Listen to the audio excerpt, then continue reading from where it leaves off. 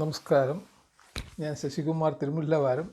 ഇതെൻ്റെ 171ാമത്തെ എപ്പിസോഡാണ്. ഇതിൽ ഞാൻ പറയാൻ ഉദ്ദേശിക്കുന്നത് ദൈവം എന്തുകൊണ്ട് സ്ത്രീകൾക്ക് ഈ ഗർഭധാരണ ശേഷി കൊടുത്തു, അല്ലെങ്കിൽ ഗർഭധാരണത്തിനുള്ള അവസരം ദൈവം എന്തുകൊണ്ടാണ് കൊടുത്തത്, അതിനൊരു കാരണം എന്താണെന്നാണ് ഞാൻ എൻ്റെ അറിവിൻ്റെ പരമാവധി നോക്കിയിട്ട് എല്ലാം വിശുദ്ധ മതങ്ങളിലും ഒക്കെ ഒന്ന് നോക്കി തിരഞ്ഞ് കണ്ടുപിടിച്ച ഒരു കാര്യമാണ്. എല്ലാവരുടെയും അറിവിലേക്കായിട്ട് ഞാൻ ഇത് പങ്കുവയ്ക്കുകയാണ്. എൻ്റെ title the reason for giving pregnancy to women, അതാണ് അതിൻ്റെ ടൈറ്റിൽ. ഇനി എല്ലാ സ്ത്രീകളും അറിയാൻ ആഗ്രഹിക്കുന്നൊരു രഹസ്യമെന്നുള്ളത് എനിക്ക് അറിയാം. എന്തുകൊണ്ടാണ് അവർക്കിങ്ങനെ പ്രസവത്തിനുള്ള അല്ലെങ്കിൽ അതിനുള്ള കുട്ടിയെ പരിപാലിക്കാനും പ്രസവ വേദന അനുഭവിക്കാനൊക്കെ ഉള്ള ഒരു ഇത് ദൈവം കൊടുത്തത് എന്താണെന്ന് എല്ലാവരും അറിയാൻ ആഗ്രഹിക്കുന്നൊരു കാര്യമാണ്. അപ്പം പലപ്പോഴും ഒരു പുരുഷൻ എന്ന നിലയിൽ മാത്രമല്ല, ഭർത്താവ് എന്ന നിലയിലും ഞാൻ പലപ്പോഴും ആലോചിച്ചിട്ടുള്ള ഒരു കാര്യമാണ്, എന്താണ് ദൈവം കുട്ടികളെ പ്രസവിക്കാനുള്ള കഠിനമായ പ്രവൃത്തി സ്ത്രീക്ക് നൽകിയെന്നുള്ളത്. ഇതിനെപ്പറ്റി വിശുദ്ധ ബൈബിൾ എന്ത് പറയുന്നതെന്ന് നോക്കാം. പിന്നെ പ്രസവവേദന കാര്യം പറയണ്ടല്ലോ, ലോകത്തിലെ ഏറ്റവും വലിയ വേദന പ്രസവ വേദനയാണെന്നാണ് പറയുന്നത്. ഇനി ദൈവം സ്ത്രീയോട്, അതായത് ഹവ്വയോട് പറഞ്ഞതായിട്ടാണ് ബൈബിളിൽ പറഞ്ഞിരിക്കുന്നത്, ഞാൻ നിന്നെ തീർച്ചയായും ഒരു കുട്ടിയെ പ്രസവിക്കുന്ന സമയത്ത് നല്ലവണ്ണം വേദന നൽകുമെന്നാണ് ദൈവം പറഞ്ഞിരിക്കുന്നത്, ബൈബിളിൽ പറഞ്ഞിരിക്കുക. അതായത് പ്രസവവേദന എന്ന് പറയുന്നതാണ് ലോകത്തിലെ ഏറ്റവും വലിയ വേദനയായിട്ട് നമ്മൾ കണക്കിലെടുത്തിരിക്കുന്നത്. അത് എല്ലാ പ്രസവിച്ച സ്ത്രീകൾക്കും അറിയാവുന്നൊരു കാര്യം കൂടാണ്.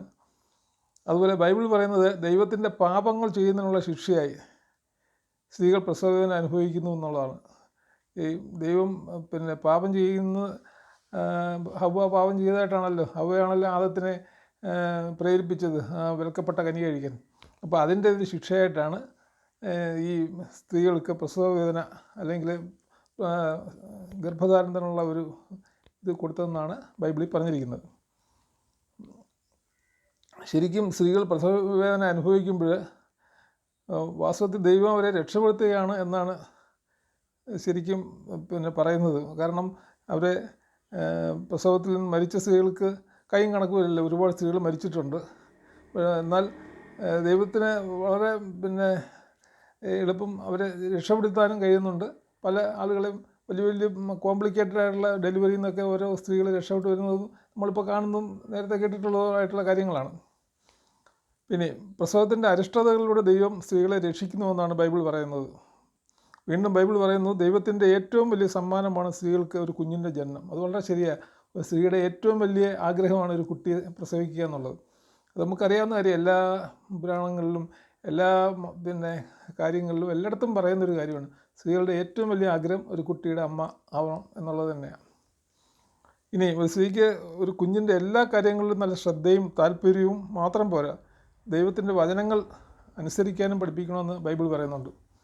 ഇവിടെ ഒരു കുട്ടിയെ പ്രസവിച്ചാൽ മാത്രം പോരാ, ഒരു അമ്മയുടെ ഉത്തരവാദിത്വമാണ് ആ ഒരു കാര്യമായിട്ട് എല്ലാം ശ്രദ്ധിക്കാനും, അവരെ എല്ലാ കാര്യങ്ങളും ശ്രദ്ധിക്കാനും, അവരെ കരുതലോടെ വളർത്താനും, ദൈവവചനങ്ങളൊക്കെ അവരെ പറഞ്ഞ് മനസ്സിലാക്കി നല്ല രീതിയിൽ വളർന്നു വരാനും സഹായിക്കേണ്ടത് ഒരു അമ്മയുടെ കടമയാണെന്ന് പ്രത്യേകം ബൈബിളിൽ പറയുന്നുണ്ട്. പിന്നെ അതുപോലെ അമ്മമാർക്ക് ദൈവത്തിൻ്റെ മധുരമായൊരു ദാനമാണ് കുട്ടികളെന്നാണ് പറയുന്നത്. ദൈവത്തിൻ്റെ മധുരമായൊരു ദാനമാണ് ഒരു സ്ത്രീക്ക് ഒരു കുട്ടി എന്ന് പറയുന്നത്. അത് വളരെ ശരിയാണ്. ഇനി പരിശുദ്ധ ഖുർആൻ എന്താണ് പറയുന്നതെന്ന് നോക്കാം. പരിശുദ്ധ ഖുർആൻ പറയുന്നത് കുട്ടികൾ ദൈവത്തിൻ്റെ ഏറ്റവും വലിയ അനുഗ്രഹമാണെന്നാണ്. വീണ്ടും പറയുന്നത് സ്വർഗം എന്ന് പറയുന്നത് ഒരു അമ്മയുടെ പാദങ്ങൾക്ക് താഴെയാണെന്നാണ്. ഒരു പാദങ്ങൾ, ഒരു അമ്മ നിൽക്കുന്ന പാദങ്ങളുടെ താഴെ അടിയിലാണ് നമുക്ക് എല്ലാവർക്കും, അതായത് മക്കൾക്കും പ്രത്യേകിച്ചും ദൈവം പറഞ്ഞിരിക്കുന്നത് ഒരമ്മയുടെ, അതായത് അവരുടെ ആ അമ്മയുടെ കുട്ടികൾക്ക് സ്വർഗം എന്ന് പറയുന്ന വെളിയിലെങ്ങുമല്ല, ആ അമ്മയുടെ പാദങ്ങൾക്ക് അടിയിലാണെന്നാണ് പരിശുദ്ധ ഖുർആനിൽ പറഞ്ഞിരിക്കുന്നത്. അതായത് അമ്മയെ വേണ്ട പോലെ ബഹുമാനിക്കുകയും നല്ലത് മാത്രം ചെയ്യാനും മക്കൾ മറക്കരുത് എന്നാണ് അതുകൊണ്ട് ഉദ്ദേശിക്കുന്നത്. പിന്നെ ഇനി പ്രസവത്തിൻ്റെ സമയത്ത് ഒരു സ്ത്രീ മരിച്ചാൽ, പരിശുദ്ധ ഖുർആൻ പറയുന്നത് സ്ത്രീ മരിച്ചാൽ, ഒരു പ്രസവത്തിൻ്റെ സമയത്ത് ഒരു സ്ത്രീക്ക് മരണം സംഭവിച്ചാൽ ന്യായവിധിയുടെ ദിവസം വരും. ആ ദിവസം അല്ലാഹു അവരെ ഒരു പാപവും ചെയ്യാത്തവരായി പ്രഖ്യാപിക്കുമെന്നാണ്. മാത്രമല്ല ഒരു കുട്ടി അവൻ്റെ ബ്രസ്റ്റ് ഫീഡിങ് കംപ്ലീറ്റ് ചെയ്യുമ്പോൾ മാലാഖമാരിൽ ഒരാൾ ആ അമ്മയുടെ തോളത്ത് തട്ടി പറയും, നിൻ്റെ എല്ലാ ചെറിയ തെറ്റുകളും അല്ലാഹു ക്ഷമിച്ചിരിക്കുന്നുവെന്ന് പറയുകയും ചെയ്യുമെന്നാണ് പറയുന്നത്. ഒരു കുട്ടി ബ്രസ്റ്റ് ഫീഡിങ് കഴിഞ്ഞ് ആ പ്രായം ഒരു 5 വയസ്സൊക്കെ ആണല്ലോ ബ്രസ്റ്റ് ഫീഡിങ്, അത് കഴിയുമ്പം ആ അമ്മയുടെ തോളത്ത് തട്ടി പിന്നെ ഒരു മാലാഖ പറയുമെന്നാണ് പരിശുദ്ധ ഖുർആനിൽ പറഞ്ഞിരിക്കുന്നത്. നിൻ്റെ ചെറിയ തെറ്റുകളെല്ലാം അല്ലാഹു ക്ഷമിച്ചിരിക്കുന്നു. അത് നമ്മുടെ ബ്രസ്റ്റ് ഫീഡിങ്ങിൻ്റെ മാഹാത്മ്യത്തെ പറ്റിയാണ് പറഞ്ഞിരിക്കുന്നത്. ഇപ്പോഴതൊന്നും ഇല്ല, ഏറ്റവും കുറവ് കാര്യങ്ങളാണ് അതൊക്കെ. കുപ്പി പാലൊക്കെയാണല്ലോ കുട്ടികൾ കൊടുക്കുന്നത്, അങ്ങനെ ചെയ്യരുത്. മറ്റേത് ബ്രസ്റ്റ് ഫീഡിങ് തന്നെ ചെയ്യണമെന്നാണ് പരിശുദ്ധ ഖുർആനിലും പറഞ്ഞിരിക്കുന്നത്. ആരോഗ്യം ഉണ്ടെങ്കിൽ, അമ്മയ്ക്ക് ആരോഗ്യം ഉണ്ടെങ്കിൽ. പിന്നെ അതുപോലെ ഒരു ഗർഭിണി ഒരു ഭയങ്കരമായ വെയിലത്ത് അല്ലെങ്കിൽ വെളിയിൽ നിൽക്കുകയാണെങ്കിൽ പോലും സൂര്യൻ്റെ ചൂട് സ്വന്തം ശരീരത്തിലേറ്റ് വാങ്ങുന്നെങ്കിലും കുട്ടിക്ക് അതേസമയം തണലായിട്ട് നിൽക്കുമെന്നാണ് പറഞ്ഞിരിക്കുന്നത്. അത്ര ആത്മാർത്ഥതയുള്ള ഒരു ജന്മമാണ് അമ്മയുടെ ജന്മം എന്ന് പറയുന്നത്.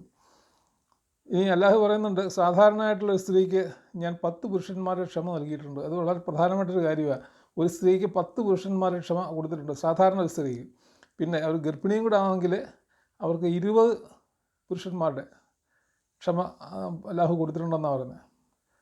പിന്നെ സാധാരണ സ്ത്രീ 10 പുരുഷൻ്റെ ക്ഷമ, അതേസമയം ആയിക്കഴിഞ്ഞാൽ അവർക്ക് 20 പുരുഷൻ്റെ ക്ഷമ കാണുമെന്നാണ് അല്ലാഹു പരിശുദ്ധ ഖുർആനിൽ പറഞ്ഞിരിക്കുന്നത്.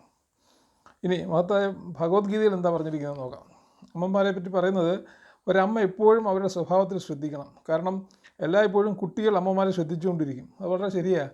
കൊച്ചു കുട്ടികൾ ഇപ്പം 5-ാം മാസം മുതൽ പിന്നെ കുട്ടികൾക്ക് മനസ്സ് ഉണ്ടാവുമെന്നൊക്കെയാണ് ശാസ്ത്രം കണ്ടുപിടിച്ചിരിക്കുന്നത്. ഭഗവത്ഗീതയിൽ അത് തന്നെ പറയുന്നത്. അപ്പോൾ ഈ 5-ാം മാസം മുതൽ ഈ അമ്മയുടെ കാര്യം അമ്മയെ എപ്പോഴും പിന്നെ ശ്രദ്ധിച്ചുകൊണ്ടിരിക്കും കുട്ടികൾ. അപ്പം പറഞ്ഞിരിക്കുന്നത്, അതുകൊണ്ട് എല്ലായ്പ്പോഴും അമ്മയും അവരുടെ സ്വഭാവത്തിൽ ശ്രദ്ധിക്കണം, സ്വഭാവ ശുദ്ധി എപ്പോഴും ഉണ്ടായിരിക്കണമെന്നാണ് പറഞ്ഞിരിക്കുന്നത്. പിന്നെ അതുപോലെ പറയുന്നത് ഭഗവത്ഗീത പറയുന്നത്, അമ്മമാരെ നിങ്ങളും പ്രകൃതിയെ പോലെ ആകണം. പ്രകൃതി എന്ന് വെച്ചാൽ ഭൂമിയിലെ ഈ പ്രകൃതി ഒക്കെ ഉണ്ടല്ലോ, അതാണ് പ്രകൃതി എന്ന് ഉദ്ദേശിക്കുന്നത്. അപ്പോൾ ആ പ്രകൃതിക്ക് ഉള്ള പ്രത്യേകത എന്ന് വെച്ചാൽ എല്ലാവരെയും സ്നേഹിക്കും. ഇല്ല ഇന്നാരെന്നൊന്നുമില്ല, ഏത് ജാതിയും മതവും ഒന്നും പ്രകൃതിക്കില്ല. എല്ലാവരും ഒരുപോലെയാണ്, മനുഷ്യരെല്ലാം ഒരുപോലെയാണ് കാണുന്നത്. എല്ലാവരും ഒരുപോലെ സ്നേഹിക്കുകയും ചെയ്യും. അതുപോലെ തന്നെ നിങ്ങളുടെ മക്കളോട് അധികം അറ്റാച്ച്മെൻറ്റ് കാണിക്കുകയും ചെയ്യരുത്. അതും പറഞ്ഞിട്ടുണ്ട്, പണ്ടും പറഞ്ഞിട്ടുണ്ട്. പിന്നെ മാമ്പൂവും മക്കളെ കണ്ടും കൊതിക്കരുത് എന്ന് ഒരു ചൊല്ല് തന്നെ ഉണ്ട്. പിന്നെ ഹിന്ദു തത്വശാസ്ത്രം പറയുന്നത്, എപ്പോഴും ഗർഭിണിയായ ഒരു യുവതിയുടെ മാനസിക നില പിറക്കാൻ പോകുന്ന കുട്ടിയുടെ മനസ്സിനെ സ്വാധീനിക്കുമെന്നാണ്. അത് പിന്നെ ശാസ്ത്രത്തിലും ഒക്കെ ഇപ്പോഴും അത് തെളിയിച്ചിട്ടുള്ള കാര്യങ്ങളാണ്. ഒരു യുവതിയുടെ മാനസിക നില പിറക്കാൻ പോകുന്ന കുട്ടിയുടെ മനസ്സിനെ സ്വാധീനിക്കും എന്ന് ശാസ്ത്രങ്ങളും പറയുന്നുണ്ട്. പിന്നെ മഹാനായ ശാസ്ത്രജ്ഞൻ ആൽബർട്ട് ഐൻസ്റ്റീൻ പറഞ്ഞിരിക്കുന്നത്, എപ്പോഴൊക്കെ ഞാൻ സംശയത്തിൽ മുഴുകുകയോ അല്ലെങ്കിൽ നിരാശ തോന്നുകയോ ചെയ്യുമ്പോഴൊക്കെ ഞാൻ ഭഗവത്ഗീത പാരായണം ചെയ്യും, എന്നിട്ട് അതിൽ സമാധാനം കണ്ടെത്തുകയും ചെയ്യുമെന്നാണ് പറഞ്ഞത്. അതിലെ ഏതെങ്കിലും ഒരു 2 വരി എനിക്ക് എപ്പോഴും സഹായിക്കും എന്നാണ് പറഞ്ഞിരിക്കുന്നത്. ഇത്രയേ ഉള്ളൂ അത് പറയാൻ. നന്ദി, നമസ്കാരം.